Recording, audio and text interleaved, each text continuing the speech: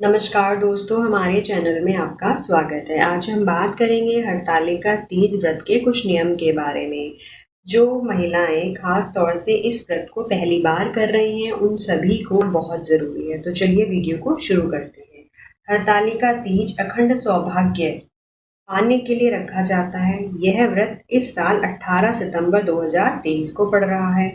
इस व्रत को करवा चौथ से भी ज्यादा कठिन माना जाता है। मान्यताओं के अनुसार माता पार्वती ने भगवान भोलेनाथ को पति के रूप में पाने के लिए घोर वन में कठिन तपस्या की और भगवान भोलेनाथ ने इसी दिन यानी हरतालिका तीज के दिन ही माता पार्वती को प्रसन्न होकर पत्नी के रूप में स्वीकार किया था। हरतालिका तीज व्रत बेहद प्रभावशाली है, लेकिन इस व्रत के कुछ नियम हैं। इन नियमों को बिना जाने यह व्रत बिल्कुल अधूरा माना जाता है। तो चलिए एक एक करके सभी नियमों को जान लेते हैं। सबसे पहले व्रत की शुरुआत कैसे करें। पहली बार रख रही महिलाओं को सबसे पहले इस बात को जान लेना चाहिए कि इस व्रत को करने से पहले आपको संकल्प जरूर लेना है, क्योंकि बिना संकल्प के यह व्रत अधूरा माना जाता है।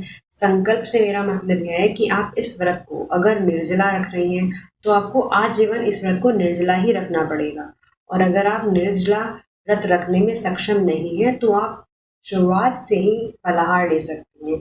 फिर आप आजीवन इस व्रत में फलाहार आराम से ले सकते हैं। पॉइंट है, व्रत की अवधि का ध्यान रखें। यह व्रत पूरा 24 घंटे के लिए रखा जाता है, यानी कि इसकी शुरुआत भाद्रपद शुक्ल पक्ष की तृतीया तिथि के सूर्योदय से ही हो जाती है। दिन चतुर्थी के सूर्योदय तक इस व्रत को पूरा माना जाता है। पॉइंट क्या है, इस व्रत में हम पानी पी सकते हैं। देखिए, शास्त्रानुसार इस व्रत में अन्न खाना और पानी पीना बिल्कुल वर्जित माना गया है। आप इस व्रत में अगर अन्न, कोई भी व्रती महिला अगर अन्न ग्रहण करती है तो उसको वानर की योनि, और अगर वो पानी ग्रहण करती है तो उसको मछली की योनि मिलती है।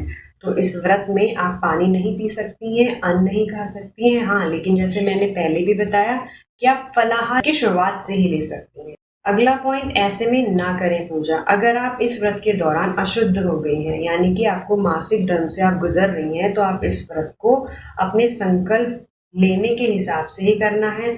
लेकिन आपको कथा सुननी है दूर से, और जो भी आप प्रतिमा बनाते हैं भगवान की, माता रानी की, उसको आपको बिल्कुल नहीं छूना है। अगला पॉइंट क्या है, इस व्रत को बीच में छोड़ सकते हैं, इस व्रत को आप बीच में नहीं छोड़ सकते। अगर आपको इस व्रत को छोड़ना है, यानी कि इसको आपको समापन करना है, तो आप इसका उद्यापन कर सकते हैं। लेकिन जब आप उद्यापन कर रही हैं तो आप अपने घर की किसी भी छोटी, अपने से छोटी महिला, यानी कि वो आपकी देवरानी हो सकती है या फिर आपकी बहू हो सकती है, आप उनको इस व्रत को सौंप दें। यानी कि इस व्रत का जो क्रम है वो आपके परिवार में बना रहे। व्रत का जो क्रम है वो नहीं टूटना चाहिए। शास्त्रों के अनुसार इस व्रत में दोपहर में और रात्रि में जो महिला व्रत कर रही है उनको सोना वर्जित माना गया है। इस व्रत में जो महिला सोती है, शास्त्रों के हिसाब से मान्यता है कि उसको अजगर की योनि मिलती है। इसलिए इस व्रत में आप जितना हो सके सोना अवॉइड करें। अगला पॉइंट है 16 श्रृंगार। देखिए, ये जो व्रत है ये सुहाग का प्रतीक है। इस व्रत में आपको 16 श्रृंगार करके ही भगवान भोलेनाथ और माता पार्वती का पूजन करना चाहिए। 16 श्रृंगार में मेहंदी और महावर भी आता है, इसलिए आप मेहंदी जरूर लगाएं, महावर जरूर लगाएं। इससे भगवान भोलेनाथ और माता पार्वती प्रसन्न होते हैं। बिना कथा बिना दान ये व्रत बिल्कुल अधूरा है। इसलिए जब आप अपना विधि विधान से पूजा कर रहे हैं, पूजा करने के बाद जो भी सिंदूर आपने माता रानी को चढ़ाया है उसको आपको अपने माथे पे लगाना है। और जो जो आपने श्रृंगार सामग्री ली है, जो आपको, उसमें से आप थोड़ा सा सामान अपने निकाल सकती हैं।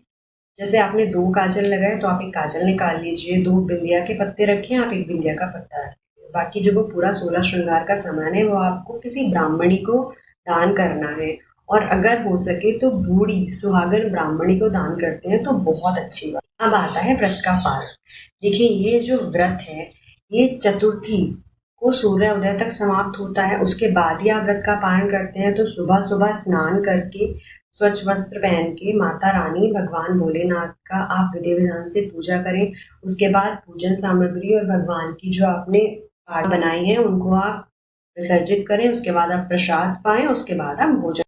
अब आपने इतना विधि विधान से पूरा पूजन कर लिया, व्रत कर लिया, अब कुछ ऐसी बातें जो आपको इस व्रत में बिल्कुल इग्नोर करनी है, बिल्कुल नहीं करनी है। देखिए, सबसे पहले जो भी व्रती महिला है उसको इस व्रत में काले और सफेद वस्त्र बिल्कुल धारण नहीं करने हैं, ये बिल्कुल शास्त्र में वर्जित है।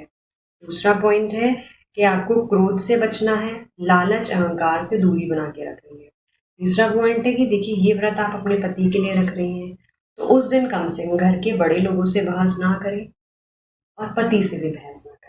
और अंतिम पॉइंट है कि इस व्रत के दिन लहसुन और प्याज का बिल्कुल इस्तेमाल ना करें, खास तौर पे अपने खाने के लिए भी नहीं और अपने पूरे परिवार को भी आप लहसुन प्याज का खाना ना खिलाएं। पूरे परिवार के लिए इस दिन कम से कम सात्विक भोजन बनाएं। उम्मीद करती हूँ आपको वीडियो पसंद आया होगा। इसी के साथ वीडियो में अंत तक बने रहने के लिए आप सभी का धन्यवाद। यह हरतालिका तीज आपके जीवन में ढेर सारी खुशियाँ लेकर आए। आप सभी को हैप्पी हरतालिका तीज।